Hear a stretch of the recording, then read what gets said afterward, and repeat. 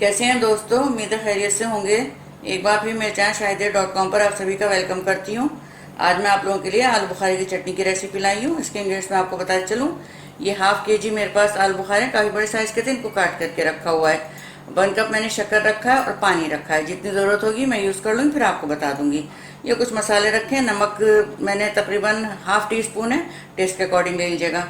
मिर्च मैंने 2 पिंच रखी है। कभी भी कोई मीठी चीज़ बनाए तो मिर्च ज़्यादा नहीं डालनी चाहिए, उसमें जाके तीखा हो जाता है।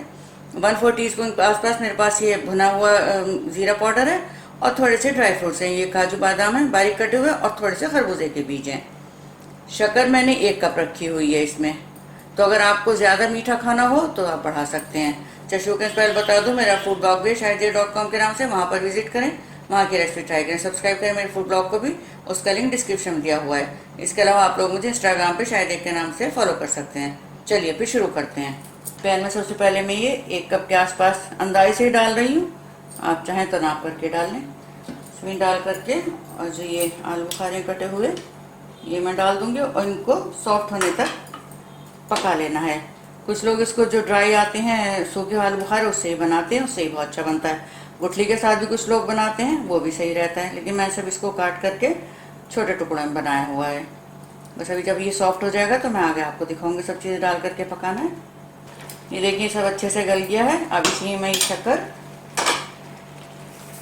और ड्राई फ्रूट्स डाल दूंगी इसमें और ये मसाले। सिंपल सी रेसिपी है, बहुत अच्छी बनती है।